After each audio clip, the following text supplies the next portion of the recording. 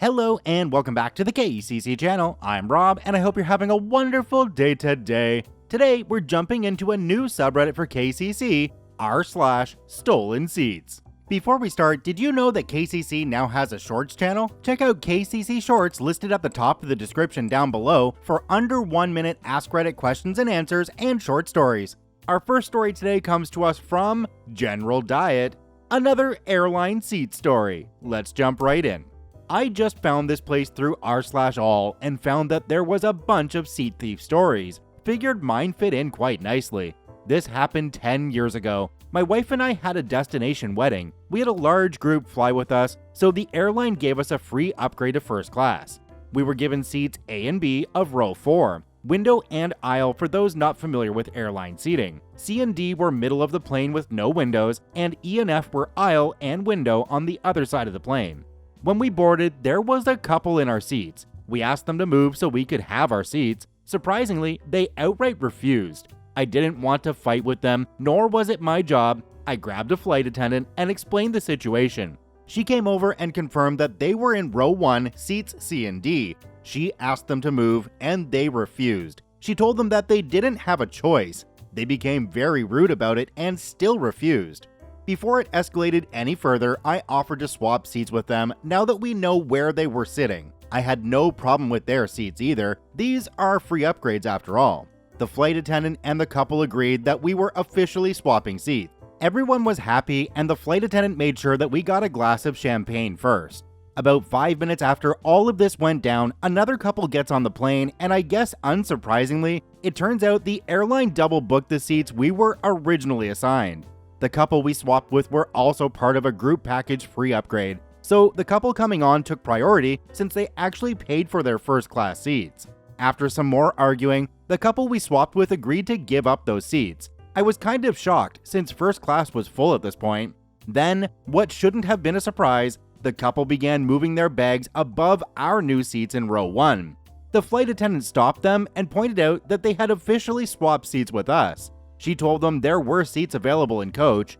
They began yelling and screaming and being all around nasty people. Eventually, the flight attendant got the captain, who came out and told them their choice was to go to coach or get another flight. They reluctantly went to coach. The woman was bawling loudly the whole way. It seemed like everything was good for a couple of hours.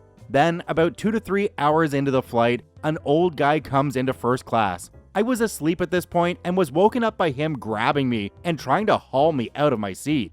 I'm a big guy, and this guy was much smaller and a lot more drunk than me, so it didn't take much to reject his attempts. Turns out he was the father of the woman who we swapped seats with. I got up just to make sure I was able to protect myself, and this stupid old man threw a punch. It was weak and barely grazed my arm, but that's not something you should do on a flight especially. A guy who I assume was the air marshal grabbed him and dragged him out of first class. Things calmed down again for about 30 minutes before the woman came rushing into first class. She starts yelling and trying to fight with the flight attendant. The same guy walked up, dragged her to coach, and returned. A few hours later, without any more incidents, the plane landed in our destination. We were asked to remain seated when the plane was parked. A small team of cops boarded the plane and removed the daughter and father in handcuffs. Funny thing was that we were staying at the same hotel as them, and one of their guests told one of our guests that they were in jail for at least a couple of days. Good for you for standing your ground, OP. I don't know how you weren't laughing your butt off the whole time. I mean, the amount of laughing I would have done would have probably gotten me kicked off the plane. Oh wait, it was already in the air. Well, maybe they would have put me in cuffs too. I don't know. Do me a quick favor, have a look down below the video. If that subscribe button's still red, it means you're not actually subscribed to the KCC channel. Please hit that subscribe button for more daily Reddit stories.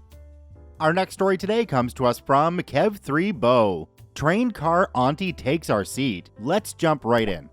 We had been living in Darjeeling, India for a while and wanted to visit some fellow American friends in a neighboring state. We have 5 kids and thought it would be fun to take an overnight train trip to get there and just fly home after it's done.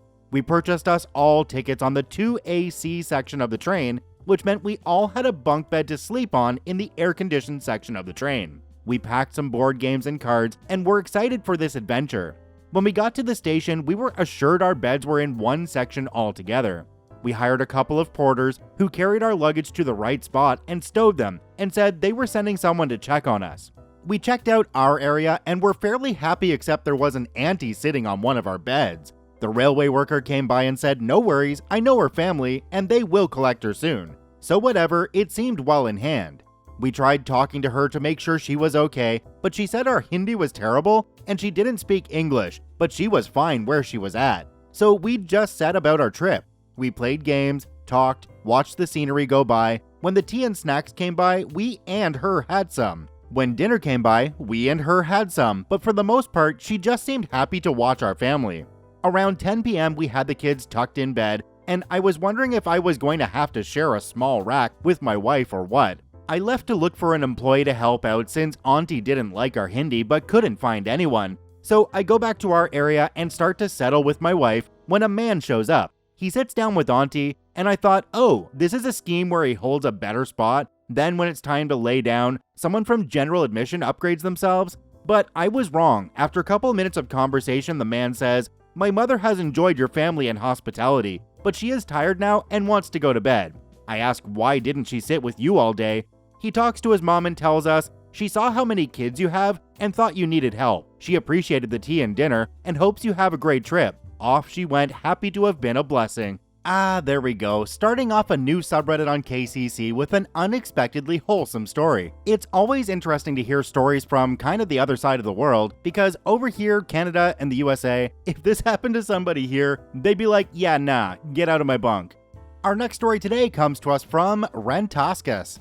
Destination unknown. Let's jump right in. Just found this sub. This story happened years ago. My ex worked for United Airlines, and therefore we were able to fly most places for free, although we still had to pay airport taxes and fees. Of course, there were rules and stipulations for these employee flights. We had to wear business attire, couldn't check luggage, and flew standby. Standby seats were given to employees by seniority level, and she was a newer employee, so we were often last to get seat assignments and board flights. On one particular trip, I believe we were headed to Boston, we were boarding a moderately full plane and looking for our seats.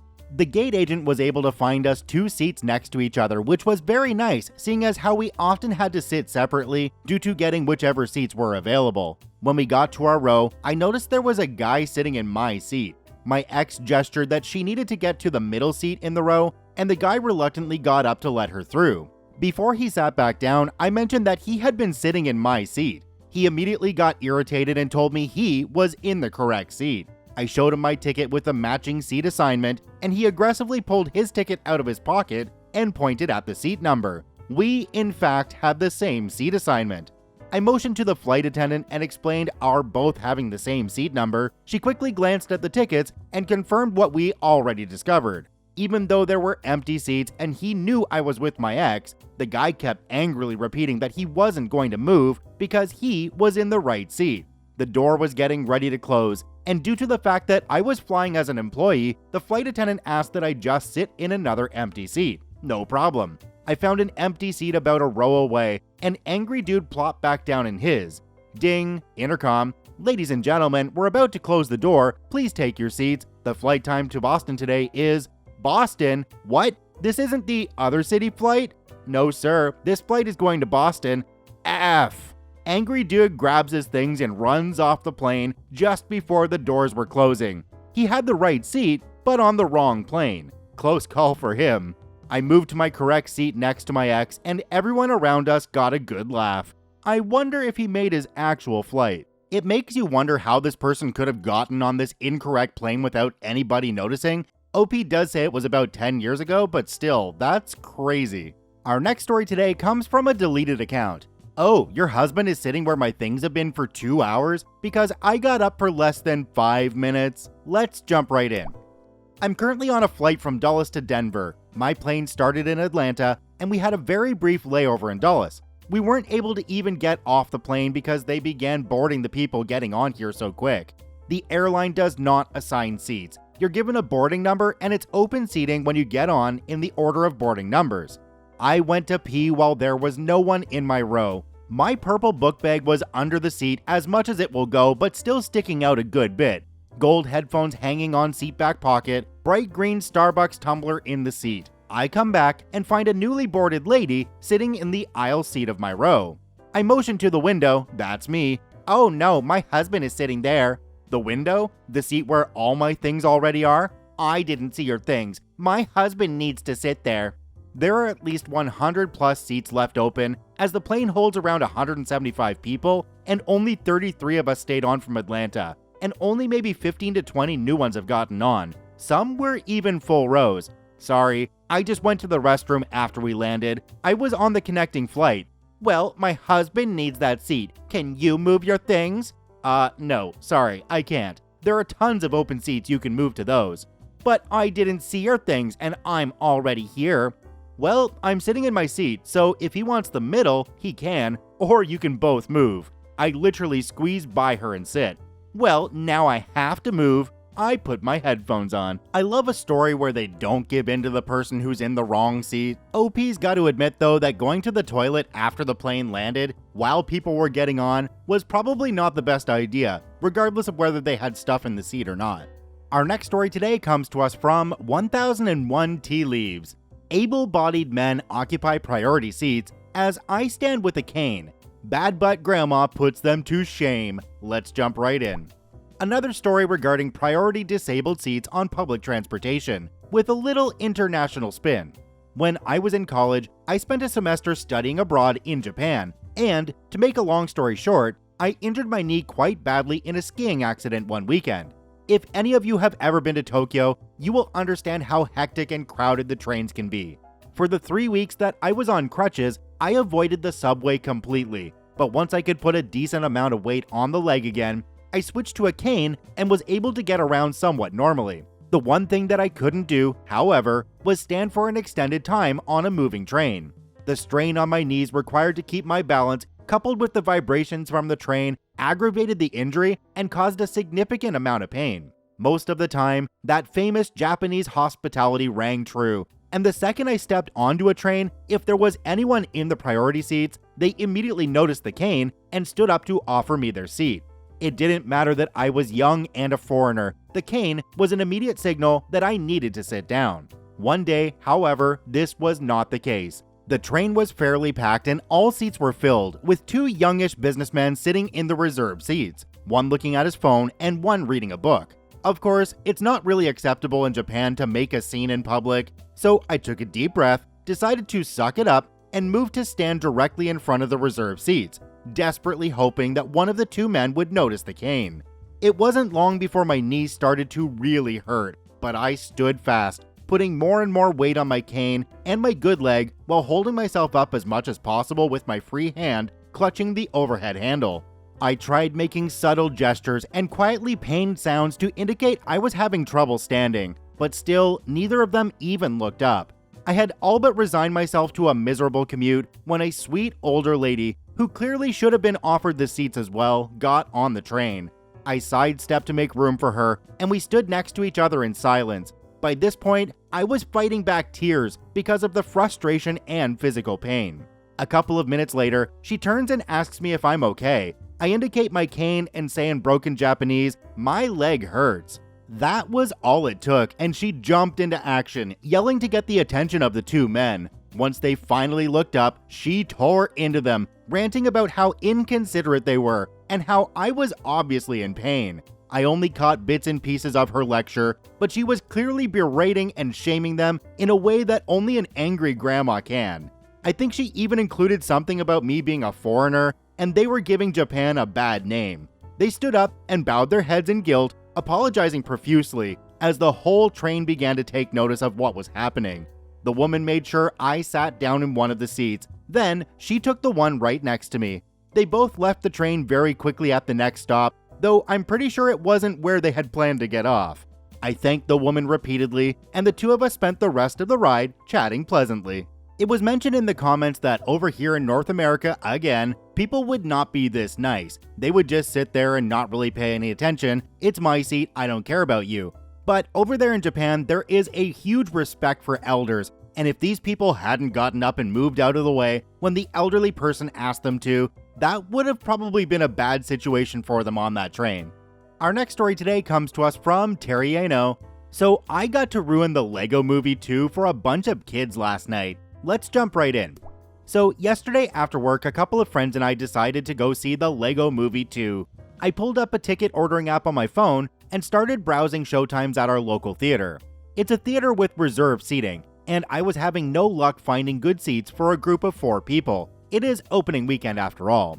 It was either reserve a block of seats way up in the front row or reserve individual seats scattered throughout the theater. So I checked some other showtimes, start getting desperate, and eventually discovered that there are 4 seats grouped together at a time that works for us all. But they're D-Box seats. Now, if you aren't familiar with D-Box, they're basically luxury motion control seats which rock and vibrate according to whatever's happening on screen. If you're watching a movie and it has a car chase, your seat will slowly rock back and shake in order to simulate how the driver must feel. If the driver smashes into another car, the seat will shake extra hard. It's a gimmick, a very expensive gimmick. If a regular movie ticket costs $10, a D-Box ticket costs $20. But screw it, right? It's date night. So I pull the trigger, get the confirmation email, and we all hurry to the theater.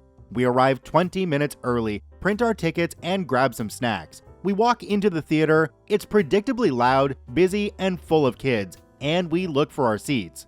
Now, 80% of the seats in the theater are standard black vinyl chairs. They occupy the top 40% and bottom 40% of the theater. And smack dab in the center of the theater are 2 rows of giant red and gold luxury D-Box seats. We look at our tickets, climb the theater steps, find our row, and start walking to our seats, where we find our seats taken. A young married couple with 3 kids, all under the age of 10, are sitting in our seats. We do the typical, "Hey, can we compare tickets because I think you might be in our seats" thing. The dad gets up out of his chair to look at our tickets, and after a few seconds of playing dumb, he owns up to it. They stole our seats. The movie's about to start and nobody was sitting here, so we figured they weren't taken. After that, he's not so subtly suggested that we find somewhere else to sit. I can see a lot of empty seats. I stopped him, explaining to him that I paid over $20 a ticket for those specific seats, and implied that if he wanted those seats, he would have to pay me for them. And just like that, they jumped out of our seats, grabbed their snacks, silently muttered about how unfair we were being, and disappeared to their actual seats way back in the armpit of the theater. Ah yes, those wonderful D-Box seats where when you're holding a drink and then there's a crash on screen, your $20 drink goes flying all over the place. Those are wonderful. I've got to be honest though, I don't blame that family for wanting to sit in the better seats, especially if the movie was about to start and there was nobody in them. Just don't be a dink when somebody shows up and you're in their seat. Move to where you rightfully belong. Check out all 6 OPs linked in the description down below. I thank you for watching. I hope you have a wonderful day, and we'll see you tomorrow.